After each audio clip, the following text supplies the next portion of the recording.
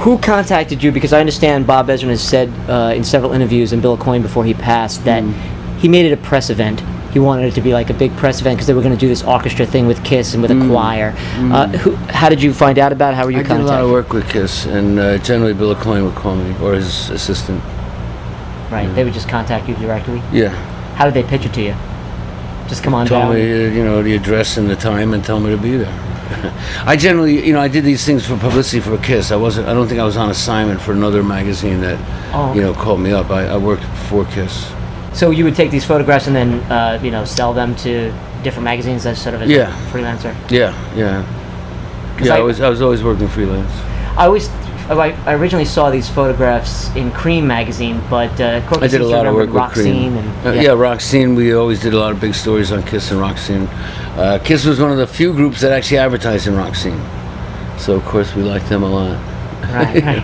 Yeah, that was a play. I remember reading something that someone had said in Cream magazine, a photographer, that you guys, the photographers, loved the idea that they were only in makeup, that you guys perpetuated that myth the whole time, that this was it wasn't a myth. They only existed as a band when they were in makeup, and it made the job harder and easier in the sense that we didn't have to work all night, because when the show was over, the photography was over.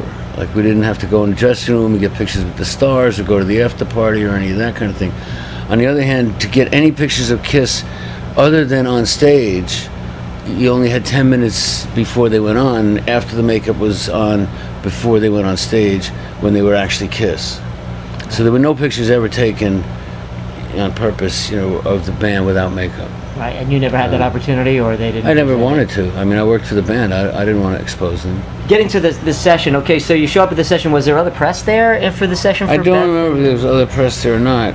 If you say it was a press event, there might have been, but I've never really seen anybody else's pictures from that day. So it might have just been that they asked me to cover it for them, because then they would have, a certain amount of control, because I was basically, it wasn't a work for hire and others. They didn't necessarily pay me directly, but they, engaged me to cover it for them, give me the access so that I could have pictures to sell to magazines, and I would let them edit them and look through the pictures and only use the ones they wanted. That was never a problem for me, because some photographers are very adamant about not being edited. I'm very adamant about getting hired again. You're a pro. So I tend to, I'm very comfortable working with a band and using what they'd like to use and helping them create the image that they want to create.